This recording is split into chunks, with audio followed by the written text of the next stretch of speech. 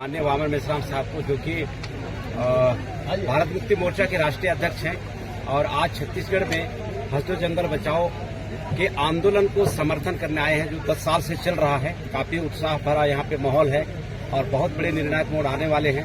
इसी से संबंधित कुछ सवाल है।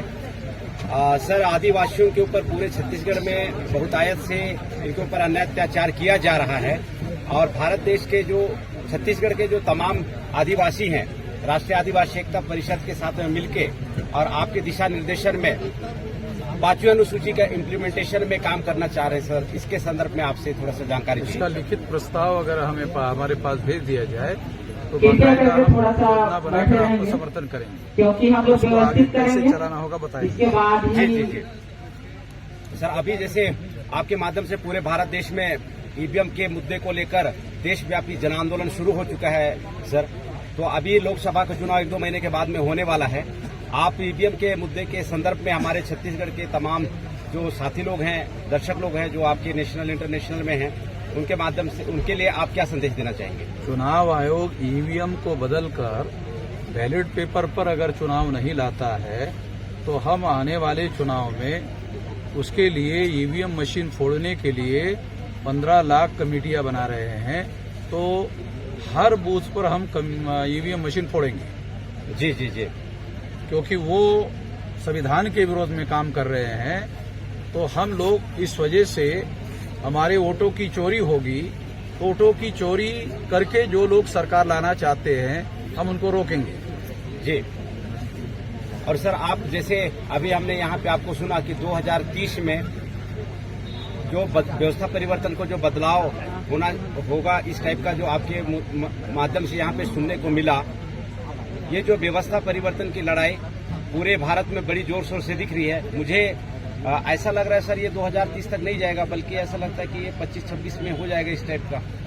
ठीक है, आपका उत्साह है, मगर हम लोगों को सारे देश के SC, ST, OBC माइनॉरिटी के लोगों को साथ में लेकर करना है।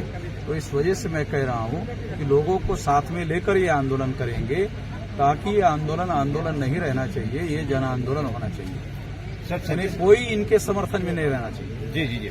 सर, छत्तीसगढ़ में ये जो वर्तमान सरकार है, स्टेट की सरकार है और सेंट्रल की सरकार है, शिक्षा की दोहरी नीति लाके सर यहाँ के युवाओं को पूरी तरह से बर्बाद कर दे रहा है।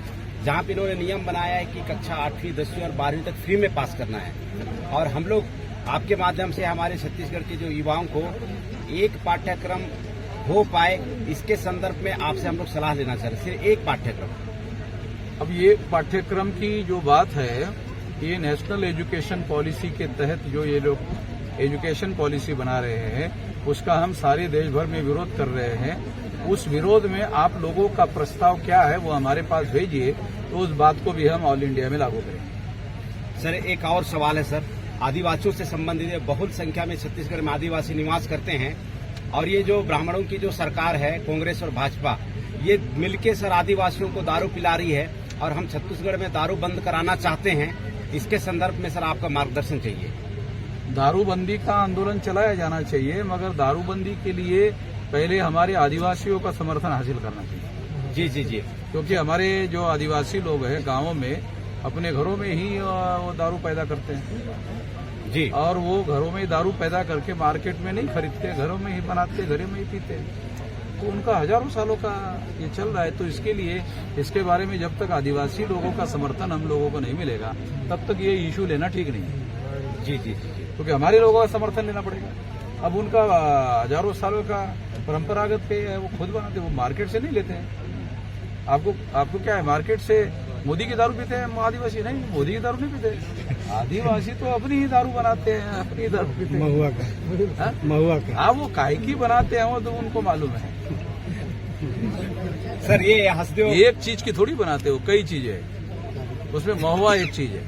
सर, हंसदेव जंगल बचाओ के समर्थन में सर आप सरकार को, छत्तीसगढ़ की सरकार को 10 दिन का अल्टीमेटम दिए हैं। हाँ। और 10 दिन में आपके डर के वजह से बंद हो जाना चाहिए। हाँ। क्योंकि डरते बहुत ज्यादा हैं आपको। अगर बाई द वे 10 दिन के बाद में ये जो सरकार है सर, अगर ये ऐसा नहीं करती है तो अगला जो एक्शन है सर, वो देखो, पहले तो 22 राज्यों की जो आदिवासी क्षेत्र है ऑल इंडिया में जी, तो ये लोग अभी चुनाव में तो वहाँ प्रचार के लिए जाएंगे, तो उस इलाके में घुसने नहीं देंगे। बंदी कर देंगे। जी जी आदिवासी इलाकों में इनकी गाड़ियां घुसेगी ही नहीं, घुसने नहीं देंगे। जी जी अभी जैसे फॉर एग्जांपल है आदिवासी का मुख्यमंत्री उन्होंने बनाया, हाँ तो आदिवासी ने जूते मारा। अब जब मुख्यमंत्री को जूते मारा तो फिर तो और कौन बच गया? मुख्यमंत्री से बड़ा तो कोई छत्तीसगढ़ में है नहीं। जी वो तो मोदी को मैसेज गया होगा, साला मेरे पास भी ऐसा तो नहीं गया, ऐसा मैसेज गया उधर। उन्होंने आदिवासी ने आदिवासियों को नहीं छोड़ा, तो मेरे को कैसे छोड़े?